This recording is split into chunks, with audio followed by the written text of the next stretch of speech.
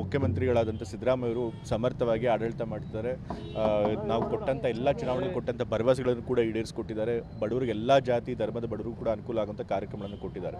ಇಷ್ಟಾಗಿಯೂ ಕೂಡ ನಾವು ದೊಡ್ಡ ಮಹತ್ವ ಪಡ್ಕೊಂಡಿದ್ರು ಕೂಡ ಇವತ್ತು BJP ಮತ್ತು JDS ಪಕ್ಷದವರು ಕೇಂದ್ರದಲ್ಲಿ ಅಧಿಕಾರದಿದ್ದೀವಿ ಅನ್ನೋ ಒಂದೇ ಕಾರಣಕ್ಕೋಸ್ಕರ ಅಧಿಕಾರನ ದುರ್ಬಳಕೆ ಮಾಡಿಕೊಂಡು ಸರ್ಕಾರನ ಅಸ್ಥಿರಗೊಳಿಸಬೇಕು ಅಂತೇಳಿ ತಂದೆಯವ್ರ ಮೇಲೆ ಸುಳ್ಳು ಅಪಪ್ರಚಾರ ಮಾಡಿ ಸುಳ್ಳು ಆರೋಪ ಹೊರಿಸಿ ತನಿಖಾ ಸಂಸ್ಥೆಗಳನ್ನು ಉಪಯೋಗಿಸ್ಕೊಂಡು ರಾಜ್ಯಪಾಲರ ಕಚೇರಿಯನ್ನು ಉಪಯೋಗಿಸ್ಕೊಂಡು ಹೇಗಾದರೂ ಮಾಡಿ ಅಧಿಕಾರದಿಂದ ಕೆಳಗಿಳಿಸಬೇಕು ಅಂತ ಪ್ರಯತ್ನ ಮಾಡ್ತಿದ್ದಾರೆ. ಅವ್ರ ವರ್ಚಸ್ಸಿಗೆ ಧಕ್ಕೆ ತರಬೇಕು ಅಂತ ಪ್ರಯತ್ನ ಮಾಡಿದ್ದಾರೆ. ಹಾಗಾಗಿ ನಾವು ನೇರವಾಗಿ ಜನರ ಹತ್ರನೇ ಹೋಗಿ ಹೇಗೆ BJPಯವರು ಮತ್ತು JDS ಅವರು ಷಡ್ಯಂತ್ರ ಮಾಡಿ ಚುನಾಯಿತ ಸರ್ಕಾರನ ಬೀಳಿಸುವಂಥ ಕೆಲಸ ಮಾಡ್ತಾರೆ, ಒಬ್ಬರು ಹಿಂದುಳಿದ ವರ್ಗದ ನಾಯಕರನ್ನ ತುಳಿಯುವಂಥ ಕೆಲಸ ಮಾಡ್ತಾರೆ ಅನ್ನೋದನ್ನು ಜನರಿಗೆ ಅದನ್ನು ಮನದಟ್ಟು ಮಾಡಿಕೊಡ್ಬೇಕು ಅಂತೇಳಿ ಇಡೀ ರಾಜ್ಯದ ಸಮಾವೇಶ ಮಾಡ್ತಾ ಇದ್ದೀವಿ. ಈಗಾಗಲೇ ಒಂದು ಕಡೆ ರಾಯಚೂರಿನಲ್ಲಿ ಆಗಿತ್ತು, ಈಗ ಹಾಸನದಲ್ಲಿ ಆಗ್ತಾ ಇದೆ. ಈಗ ಫಲಿತಾಂಶದ ನಂತರ ಅದು ಕಡಿಮೆ ಆಗಿದೆಯಾ ಅಥವಾ ಹೇಗೆ ಸರ್ಕಾರ ಈಗ ಫಲಿತಾಂಶ ಆದಮೇಲೆ ಅಫ್ಕೋರ್ಸ್ ನಮಗೊಂದಷ್ಟು ನೈತಿಕ ಜಯ ಸಿಕ್ಕಿದೆ. ಅವರು ಕೂಡ ಸ್ವಲ್ಪ ಡಿಮೋರಲೈಸ್ ಆಗಿರ್ತಾರೆ, ಈ ರೀತಿ ಮಾಡಬಾರ್ದು, ಜನರ ಬೆಂಬಲ ಇಲ್ಲ ಅಂತ ಅವರು ಮಂದಕಟ್ಟು ಮಾಡ್ಕೊಂಡಿರ್ತಾರೆ.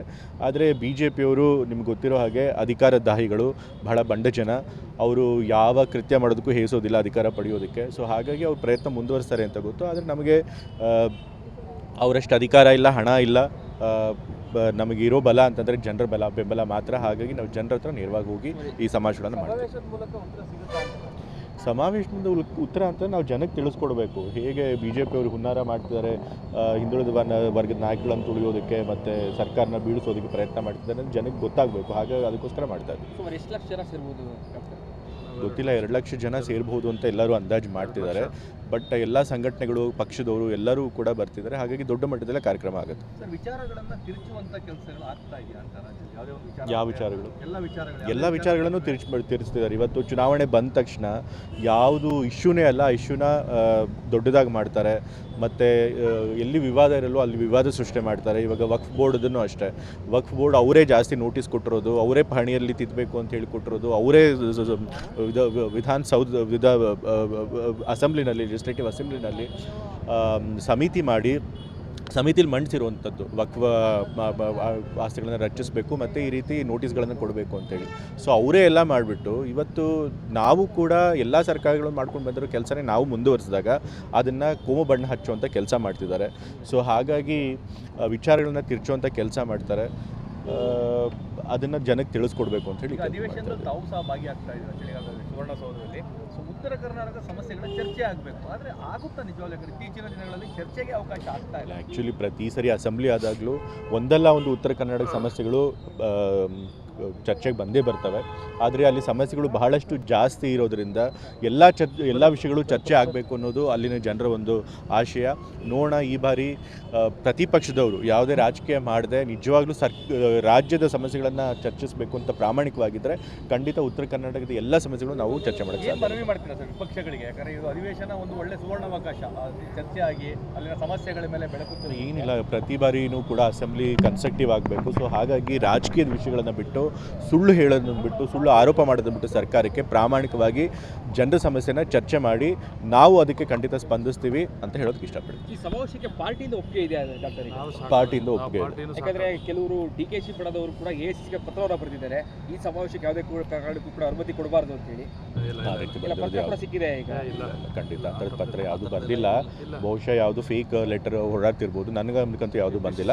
ಸೊ ಹಾಗಾಗಿ ಪಕ್ಷದ ಸಂಪೂರ್ಣ ಅನುಮತಿ ಇದೆ ಮತ್ತು ಸಹಮತ ಇದೆ. ಈಗ ಮೂಲ ವಿಚಾರದಲ್ಲಿ ಸಂಬಂಧಪಟ್ಟಂಗೆ ಮೂಲ ಜಮೀನೇ ಈಗ ವಿವಾದದಲ್ಲಿದೆ. ಆ ವಿಚಾರದಲ್ಲಿ ತಮ್ಮ ತಾಯಿ ಮೇಲೆ ಮತ್ತೊಂದು ಕೇಸ್ ಕೂಡ ಆಗಿದೆ. ಅಲ್ಲ, ಆಗಲಿ.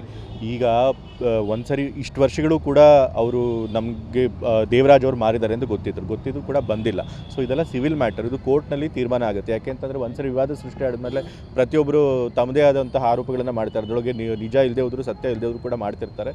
ಸೊ ಹಾಗೆ ಅದನ್ನೆಲ್ಲ ಕೋರ್ಟ್ನಲ್ಲಿ ತೀರ್ಮಾನ ಆಗುತ್ತೆ. ಯಾಕಂದರೆ 25 ವರ್ಷಗಳ ನಂತರದಲ್ಲಿ ಅವರು ಕೇಸ್ ಹಾಕಿರುವಂಥ. ಹೌದು, ಅದನ್ನೇ ಹೇಳಿದ್ರು. ಇಷ್ಟು ವರ್ಷಗಳು ಕೂಡ ಅವ್ರು ಗೊತ್ತಿದ್ರು ಕೂಡ ದೇವರಾಜ್ ಅವ್ರು ಮಾರಿದ್ರು ಅಂತ ಗೊತ್ತಿದ್ರು ಕೂಡ ಅವ್ರೇನು ಕೂಡ ತಕರಾರು ಎತ್ತಿರಲಿಲ್ಲ. ಮತ್ತು ಅವರೇ ತಹಸೀಲ್ದಾರ್ ಮುಂದೆ ಬರೆದು ಕೊಟ್ಟಿದ್ದಾರೆ, ನಾವು ಈ ರೀತಿ ಮಾರೋದಕ್ಕೆ ದೇವರಾಜ್ ಅವರು ನಮ್ಮ ಸೋದರ ಮಾವರಿಗೆ ಮಾರೋದಕ್ಕೆ ಅವ್ರಿಗೆ ಒಪ್ಪಿಗೆ ಇದೆ ಅಂತ ಹೇಳಿ ಬರ್ಕೊಟ್ಟಿದ್ದಾರೆ. ಬಟ್ ಇವಾಗ ತಕರಾರು ಮಾಡ್ತಾರೆ. ಸೊ ಹಾಗಾಗಿ ಇದೆಲ್ಲ ಈ ವಿವಾದ ಸೃಷ್ಟಿಸಿದ ಮೇಲೆ ಪ್ರತಿಯೊಬ್ಬರು ಕೂಡ ಲಾಭ ಪಡ್ಕೋಬೇಕು ಅಂತೇಳಿ ಮಾಡ್ತಿರ್ತಾರೆ.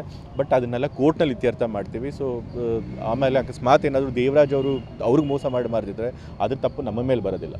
ಸರಿ, ವಿಪಕ್ಷಗಳು ಸಿದ್ದರಾಮಯ್ಯ ಅವರ ರಾಜೀನಾಮೆಗೆ ಪಟ್ಟಿಡ್ತಿದ್ರು, ಒತ್ತಾಯ ಮಾಡ್ತಿದ್ರು. ಈ ಚುನಾವಣೆಯ ಫಲಿತಾಂಶಗಳ ನಂತರ ಅದನ್ನು ಹಿಂದೆ ಸರಿದಿಲ್ಲ ಈಗಲೂ ಸಹ ಈಗ ರಾಜೀನಾಮೆ ಕೊಡೋದಕ್ಕೆ ಏನಾದರೂ ಕಾರಣ ಇರಬೇಕು, ತಂದೆಯಿಂದ ಮುಖ್ಯಮಂತ್ರಿಗಳೇನಾದ್ರು ತಪ್ಪಾಗಿರಬೇಕು. ಆದರೆ ಮುಖ್ಯಮಂತ್ರಿಗಳ ತಪ್ಪೇ ಮಾಡಿದೆ ಸುಳ್ಳು ಆರೋಪ ಹೊರಿಸಿ ಮತ್ತು ತನಿಖಾ ಸಂಸ್ಥೆಗಳನ್ನು ರಾಜ್ಯಪಾಲರ ಕಚೇರಿ ಉಪಯೋಗಿಸಿ ಅವ್ರ ಮೇಲೆ ಕ್ರಮ ತೆಗೆದುಕೊಳ್ಳೋಕ್ಕೆ ಅನುಮತಿ ಕೊಡಿಸುವಂಥದ್ದು ಇದೆಲ್ಲ ಮಾಡಿದಾಗ ನಾವು ರಾಜಕೀಯವಾಗಿ ಅವ್ರನ್ನ ಎದುರಿಸಬೇಕಾಗುತ್ತೆ. ಹಾಗಾಗಿ ರಾಜೀನಾಮೆ ಕೊಡುವಂಥ ಪ್ರಶ್ನೆನೇ ಇರಲಿಲ್ಲ. ಪಕ್ಷ ಕೂಡ ಮತ್ತು ನಮ್ಮ ಹೈಕಮಾಂಡ್ ಕೂಡ ಯಾವುದೇ ಕಾರಣಕ್ಕೂ ನೀವು ರಾಜೀನಾಮೆ ಕೊಡಬೇಡಿ, ಇದು ಸುಳ್ಳು ಆರೋಪ, ನೀವು ಅದನ್ನು ಧೈರ್ಯವಾಗಿ ಎದುರಿಸಿ ನಿಮ್ಮ ಜೊತೆ ಇರ್ತೀವಿ ಅಂತ ಸಂದೇಶ ಕೊಟ್ಟಿದ್ದರು.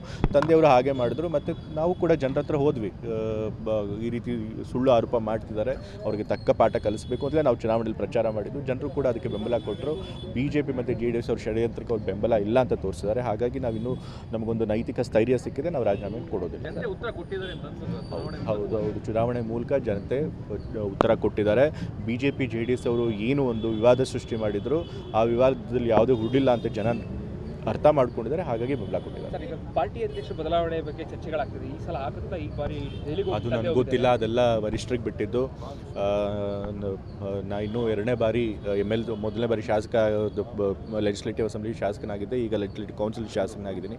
ಸೊ ಹಾಗಾಗಿ ಪಕ್ಷದ ಅಧ್ಯಕ್ಷರ ಬಗ್ಗೆ ಮಾತನಾಡೋಷ್ಟು ನನಗೆ ಇನ್ನೂ ಅನುಭವ ಆಗಲಿ ಅಥವಾ ಅರ್ಹತೆ ಆಗಲಿಲ್ಲ. ಅದನ್ನು ಪಕ್ಷದ ವರಿಷ್ಠರು ಜನಾಂದೋಲನ ಟಾರ್ಗೆಟ್ ಸಿದ್ದರಾಮಯ್ಯ ಅನ್ನೋದಕ್ಕೆ ಉತ್ತರನ ಇದು?